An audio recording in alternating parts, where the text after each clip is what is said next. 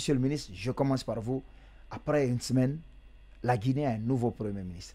Monsieur Amadou Riba, un homme que vous connaissez, avec qui vous avez un parcours commun depuis quelques années. Dites-nous, quelles sont vos premières impressions par rapport à sur cette nomination? Comme vous venez de le dire, M. Bahouri, je l'ai connu il y a plus de 30 ans. Vous savez, il appartient à la deuxième génération des politiques guinéens après les Sékou Touré. Je voudrais profiter d'abord de votre micro pour le féliciter très sincèrement et le souhaiter plein succès dans ses nouvelles fonctions. Et comme je le disais, vous avez bien dit sur les réseaux sociaux, j'ai vu les gens qui se moquaient. Quand j'ai dit que quand M. Bahouri a été arrêté en 1993, ce jour-là, j'ai failli laisser ma vie. C'est pas faux. Quand M. Bahouri a été arrêté en 1993, Bamamadou a appelé la jeunesse de l'UNR, la JNR. Il nous a dit, vous avez vu, ils ont arrêté Bamamadou, Bahouri, c'est exactement comme ça il a dit. Nous avons dit, M. Ba, laissez-nous régler cette affaire-là. Le lendemain, on a pris les principaux carrefours, on a brûlé les pneus, et avant 11 h, Bahouri était libre. Nous avons cherché à ne pas informer les gens pour qu'on puisse pousser encore davantage. C'est en ce moment ils ont annoncé à la radio pour dire si vous vous battez pour la libération de M. Bahouri est déjà libéré. Et il n'est pas le seul. Quand le professeur Alpha Condé a été chassé à Mafereya aussi, je crois que c'est toujours en 1993, la première personne qui a pris le micro, c'était justement à Pamelap, puisque quand on a organisé cette expédition, on l'a surnommée même expédition punitive à Fourekaria, la première personne qui a pris le micro pour défendre Alpha là-bas, c'était moi. Et ce jour-là aussi, c'est Dieu qui m'a sauvé. Parce que quand on est venu à Mafereya, moi j'étais en train de traduire le discours, parce que je parle avant le doyen Bamamadou. Quand je finis de parler, je campe la situation. Maintenant, lui, il vient, il parle en français. Moi, je traduis en soussou. Pendant que j'étais en train de traduire, les gens sont venus l'extraire. Parce qu'on avait envoyé beaucoup de gaz lacrymogène, on ne se voyait plus. On est venu l'extraire. Au moment où je me rendais compte qu'il est parti parce que nous sommes dans le même véhicule, je me suis retrouvé seul. La seule chance que j'ai eue, c'est qu'au même moment, il y avait notre doyen, paix à son âme, ce Silla. C'était un banquier de Bofa qui loge à Kipé ici. Peut-être sa famille me regarde maintenant. Il avait tenté de démarrer, il n'avait pas reçu. Mais le soir voulait que je sois dans sa voiture. Dès que je suis monté, il a démarré, on est parti. Donc ça c'est pour la petite histoire, pour dire aux gens que ce que je suis en train de dire, ce n'est pas pour commander le poste.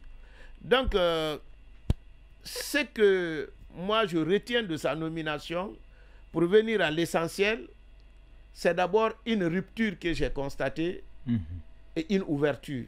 D'accord, c'est-à-dire?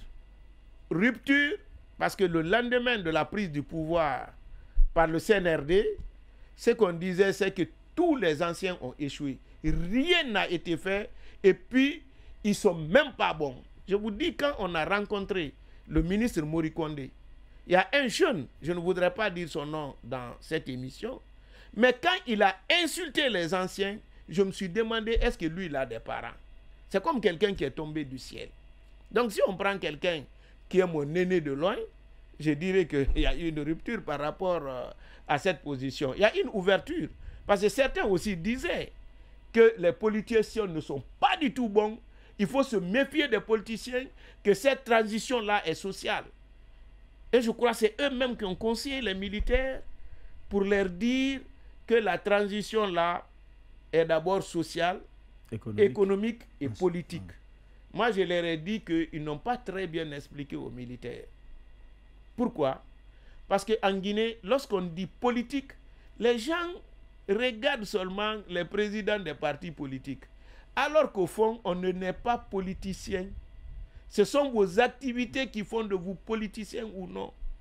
Donc, le premier politicien de la Guinée aujourd'hui, c'est le général Doumbouya, en tant que président de la République. Et le deuxième doit être le président du CNT. Donc, quand on me dit social, je ne sais pas qu'est-ce qu'ils font. D'ailleurs, il n'y a pas de social sans politique.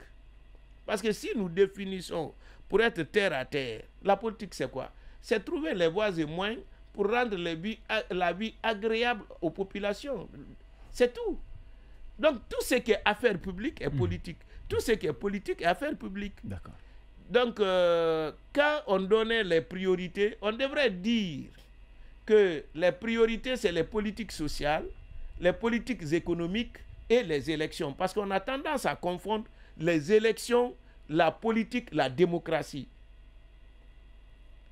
Tout ce que je viens de citer là, c'est une composante de la démocratie. Les élections ne constituent pas la démocratie. C'est une composante, c'est pas seulement ça. On ne lit pas. C'est pas parce qu'on fait la démocratie pour élire. On élit pour mieux gérer la société. Donc la gestion de la société, c'est ça l'objectif. L'élection, c'est un moyen pour atteindre un objectif qui est de créer des conditions de vie décentes à la population.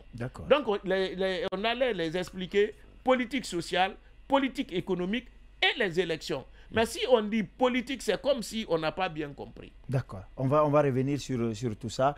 Monsieur Alassane, docteur Alassane Makanera, alors dites-nous, vous, vos premières impressions. Vous connaissez aussi Bahouri, vous l'avez côtoyé. Quelles sont vos premières impressions suite à sa nomination à la tête de la primature? D'abord, je ne dirais pas que je suis surpris pour la simple raison quand il faut compter en Guinée. Parce qu'il faut toujours poser une question en tant qu'intellectuel ou chercheur.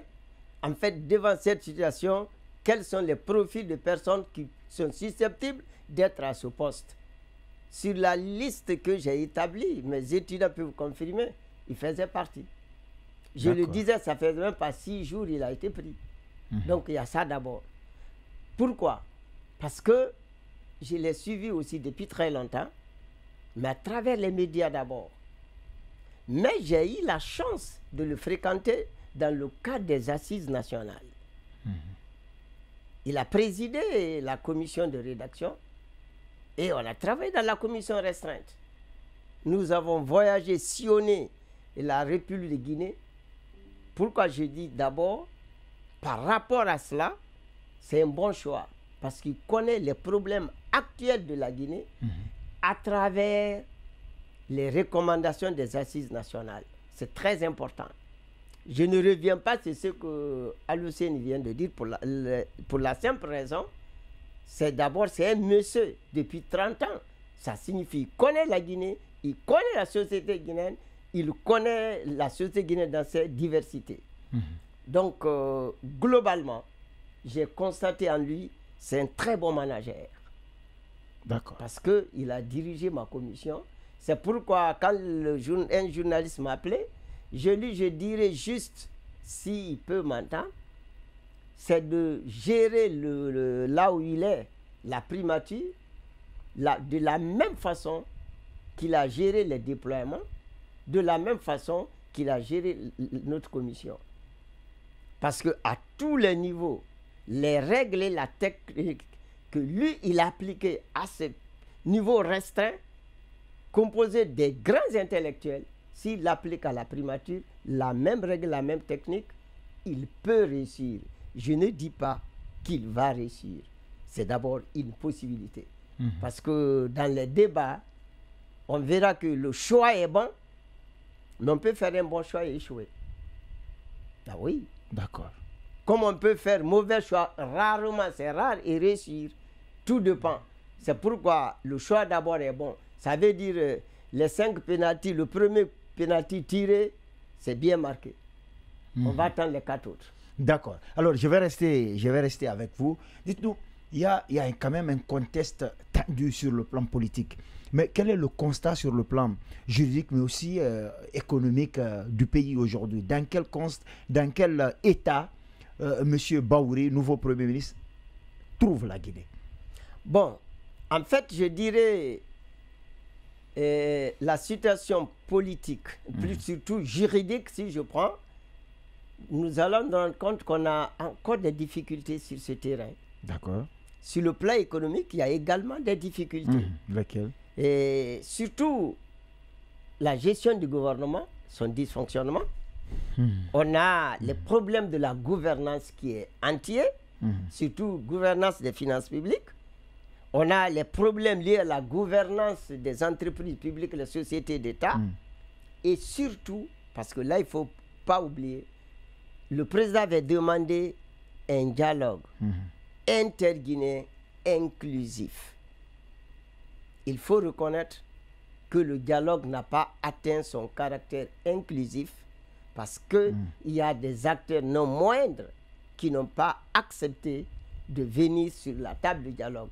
Je ne rends pas un jugement, je fais un constat. Oui, il y a des acteurs qui sont venus, mais il y a des acteurs non moins importants qui n'étaient pas là. Donc ça déjà, c'est un problème. C'est un véritable problème.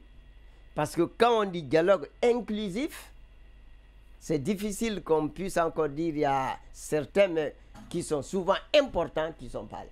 D'accord. Donc voici un certain nombre de problèmes liés, sans rentrer dans les détails, les problèmes de gouvernance, peut-être on aura le temps d'en parler, et aussi, surtout le dysfonctionnement, parce que vous avez même dit tout de suite là, c'est le dysfonctionnement qui pourrait être la raison du gros mot, dissolution du gouvernement. Parce que le dysfonctionnement avait atteint un niveau que vraiment, je ne dirais pas, en tout cas de 84 maintenant, on n'avait pas vu pareil. Donc ça, c'est vraiment un problème. Donc d'abord, il commence à hériter cela.